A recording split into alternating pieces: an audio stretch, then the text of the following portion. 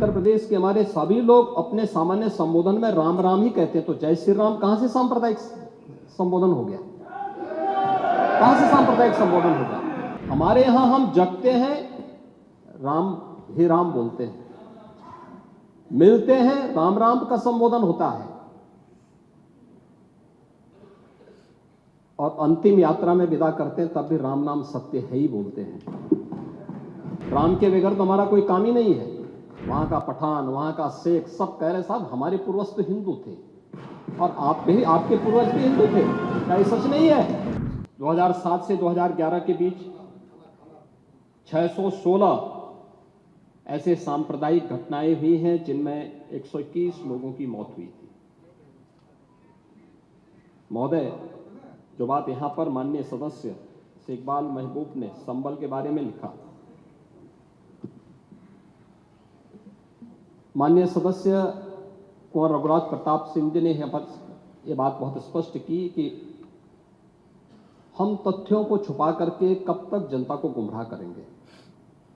हर व्यक्ति जानता है कि माननीय न्यायालय के आदेश पे सर्वे का कार्य हो रहा था, और सर्वे हो रहा था। दूसरा, मैं आपसे पूछना चाहता हूं, आप पश्चिम में जाएंगे, पता नहीं आप कैसे हैं, आपके पूर्वज भी हो सकता है, और पश्चिम उत्तर प्रदेश के हमारे सभी लोग अपने सामान्य संबोधन में राम राम ही कहते हैं, तो जय श्री राम कहां से सांप्रदायिक संबोधन हो गया? कहां से सांप्रदायिक संबोधन हो गया? हमारे यहां हम जगते हैं राम ही राम बोलते हैं, मिलते हैं राम राम का संबोधन होता है, और अंतिम यात्रा में विदा करते हैं तब भी राम नाम सत्य है ही बोलते हैं। राम के बगैर तो हमारा कोई काम ही नहीं है। और अगर जय श्री राम किसी ने बोली दिया तो इसमें उत्तेजना का मतलब, ये नियत आप समझ सकते हैं उस नियत को। ये चढ़ाने वाला नहीं है, ये चढ़ाने वाला नहीं है, ये चढ़ाने वाला नहीं है। एक दूसरा, आपने कुंदरकी की जीत को वोट की लूट बताया। आप एक सदस्य का अपमान कर रहे हैं। आपके सदस्य की तो जमानत जब्त हो गई वहां पे। और क्या ये सच नहीं है? इस समय तो आज डिजिटल मीडिया का है। वहां का पठान, वहां का शेख सब कह रहे साहब हमारे पूर्वज तो हिंदू थे, और आप भी, आपके पूर्वज भी हिंदू थे। क्या ये सच नहीं है? और क्या ये सच नहीं है कि ये देशी और विदेशी मुसलमानों की आपसी भिड़ंत है जो वर्षों की लड़ाई को लेकर के वहां चल रहा है? आप लोग सच पे पर्दा डालने का प्रयास कर रहे हैं, लेकिन एक चीज नोट करना कि सूर्य को, चांद को और सत्य को बहुत देर तक छुपा कोई नहीं सकता है, और सत्य जरूर सामने आएगा।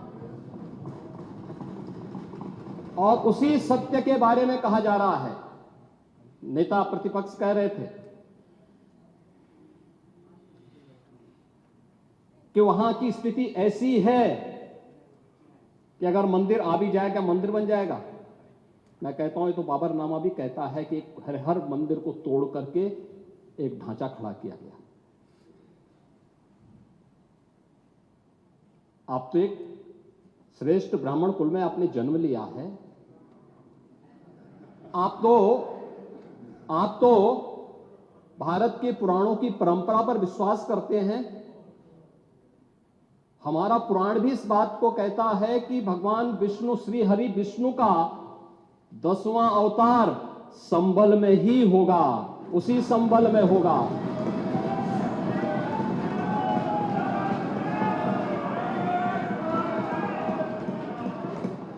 और यह तो केवल सर्वे की बात थी।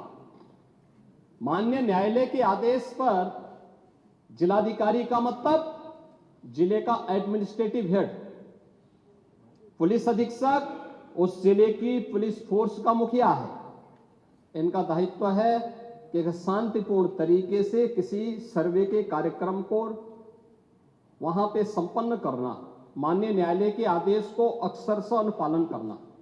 और सर्वे 19 नवंबर को भी हुआ, 21 नवंबर को भी हुआ, 24 नवंबर को भी सर्वे का कार्य चल रहा था। क्या यह संभव है?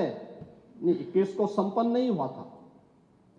ये लगातार सर्वे का काम चल रहा था और सर्वे के कार्य के दौरान पहले 2 दिन कोई भी शांति भंग नहीं हुई। तीसरे दिन जब 23 नवंबर को जुमे की नमाज के पहले और जुमे की नमाज के दौरान जिस प्रकार की तकरीरें दी गई, उन तकरीरों के बाद माहौल खराब हुआ और फिर उसके बाद जिस प्रकार की स्थितियां की गई थी वो सबके सामने थी।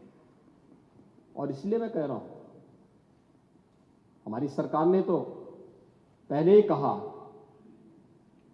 कि हम जुडिशियल कमीशन बनाएंगे। ये एक्ट के अंतर्गत ही इस कमीशन बना हुआ है। माननीय सदन में उसकी रिपोर्ट भी आएगी। दूध का दूध और पानी का पानी सबके सामने आएगा।